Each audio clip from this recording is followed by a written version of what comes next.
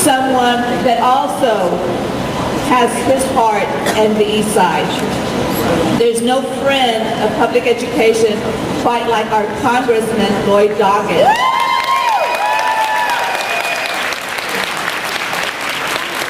And not only is he our tireless voice in Washington, he is our neighbor. In fact, Congressman Lloyd Doggett was the first congressman ever to live in the East Austin, so he knows his heart belongs to us. So when we say Eastside Pride, he knows exactly what we're talking about. As a senior member on the House Budget and Ways and Means Committee and the ranking member of the Human Resources Subcommittee, Representative Doggett has made speaking out on behalf of our children among his top priorities. Whether it's his $18 million more education American Opportunity Tax Credit to make college more affordable for our young people, or his now infamous work to ensure federal education dollars actually make their way to public schools, Representative Doggett is working for us. So not only does he know about our community, he knows a thing or two about teachers. In fact, his wife Libby is a former Ortega first grade bilingual teacher and a national leader in early childhood education.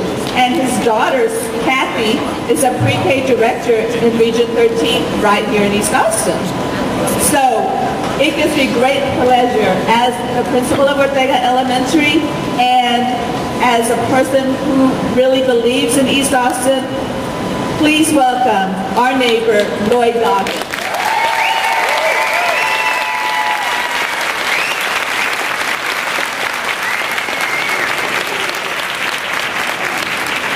Thank you so much for your generous introduction and for the great team that you put together at a school that our family cares about very much, and the school that has really been a leader across this community.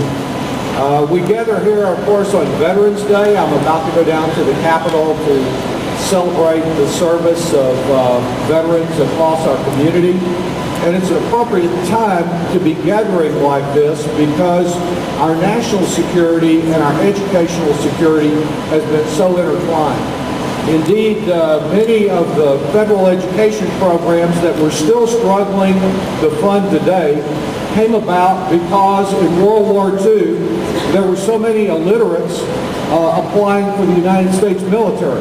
And they were having to do the kind of training almost that we find our military today challenged with illiteracy in Afghanistan, in the back hills of this country, on farms and ranches, where people weren't able to do the basic skills necessary to serve in the military.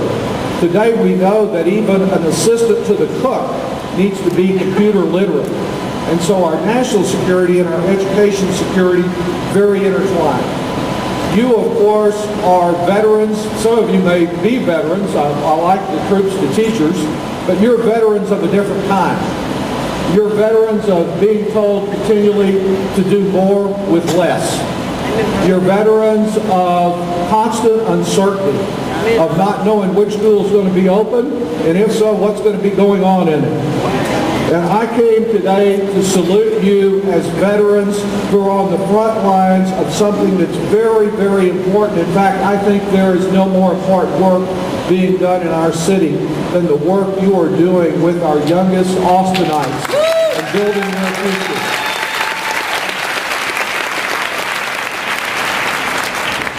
No, I think we have so many foreign competitors. We know I've traveled several times to China. Think of the challenges my grandchildren will have economically there and with other parts of the world. If I were a foreign power and I wanted to set out to weaken the economic competitiveness of the United States, How about a program where in Texas we didn't fund foundation schools for the first time since World War II? How about a program where we eliminate most of pre-K for the future, something my daughter Kathy very much cares about? How about a program where we begin to do a cost-benefit analysis on every professor to see whether they're making money for our colleges or just a loser? How about a program where we cut back on student financial assistance so that fewer students can go to school? How about a program that questions the value of our research institutions like the university and, as a Longhorn, even Texas A&M's quality? That is not a program to build success for the children you're working with. It is a program that will undermine our national security in the future. And that, unfortunately, is the program being pursued here in Texas and much across the country. But as much as I want to see reform of that and changes in the political process, your students can't wait for that. They're counting on you today, next week, even though you face all of these many challenges. And I know today is about continuing to hone the skills to address those concerns. Another of those concerns that you live with every year are the effects of No Child Left Behind. A program that was great in theory in Washington, but sure got changed and lost in the meaning and effect by the time that it got to Austin. I want, and I believe everybody here wants, good measures of accountability. Measures of accountability that don't leave any children behind, that recognize that our most economically challenged students, new students are coming in who may not be fully proficient in English, students with special needs and special challenges who may be in special education. We need to be measuring whether we are serving them in ways that are meaningful. But if all we do in measuring the quality of our teachers is see how their kids did on the task test, and if all we do in school is teach the test, and that's the sole measure, and then take a month off to celebrate the fact that the thing is finally over with, that's not going to get the kind of students we need for the future.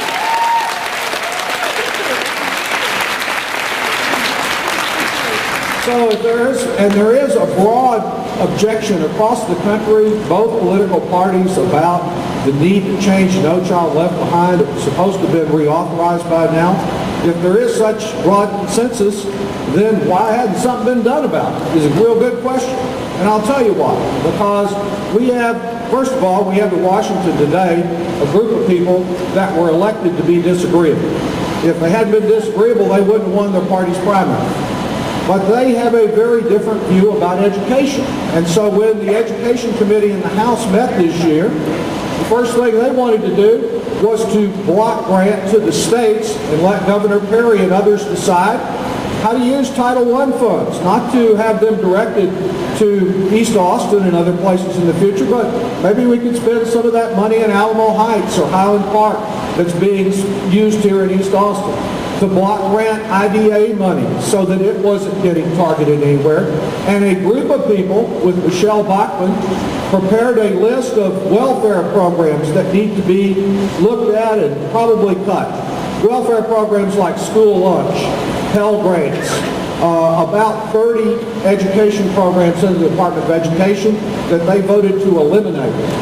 And so No Child Left Behind and the reforms that we need are to some extent being held hostage by those who really don't believe in federal aid to education, or for that matter, really believe in public schools. All the people that are out there are saying the problem is the teachers. They just can't do it in East Austin. What we need are a lot more private schools to take care of this problem. I don't believe that diverting public resources to private schools is any way to improve the quality of education.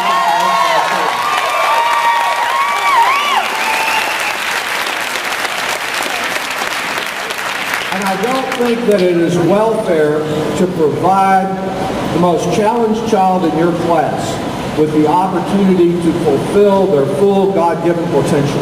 You know that child's got to do it. There's only so much you can do. There's only so much the resources can do. But we need to not put a roadblock in the way because you didn't have the resources you needed, or there was some barrier placed ahead of that child. So I'm hopeful that this next year, really I'm talking about the year after next because I'm not sure much of anything is going to happen next year, but that we will be able to recraft No Child Left Behind. In the meantime, they're using the waiver process, as you know, to try to change some of that. The other big debate that we have going on there is about the budget, about how much we can afford in the way of retirement security and national security in order to get our budget in balance. I just have to feel that cutting educational security is no way to grow the economy or close that budget gap in the future. In the debate we will have, we've got this what's called the super committee that's supposed to be meeting this week to come up with recommendations by Thanksgiving. I personally think if they were all wearing Superman capes and were allergic only to kryptonite, they couldn't do between now and Thanksgiving what the Congress has been unable to do the past year. And so I think we will have some across-the-board cuts proposed, but a year to debate those cuts before they go into effect. What kind of educational security and retirement security can our country afford? Well, coming closer to home, I know that each year that Libby returned to teach at Ortega, it seemed like we had another truckload of my dad's old pickup of materials to take over there. She loved that school and loved her children. She saw one of her children had a shooting on their front porch. And then, on the other hand, after overcoming some of those challenges that you know about very real, and quite a few years down the road, she had a woman named Dulce come up and tap her on the shoulder, one of her first grade students who had just been elected to the school board in Del Valle. The kind of rewarding experience many of you who have taught for a while know about, that you can make a difference. And that's been true of people that we've met across this community that were in her class, whether the job they're doing is a fairly menial job where they didn't graduate from high school, or whether they went on to get a college degree and are contributing in a broader and more significant way. Our daughter Lisa attended Zavala. She's now a doctor running a program for the uninsured for the nursing school here in East Austin. Kathy, you mentioned, she is a graduate of Martin. And those schools served them well. They served them well not only academically, but because they learned something from the children that they went to school with. Libby and I now live a few blocks from Blackshear, I think about 6.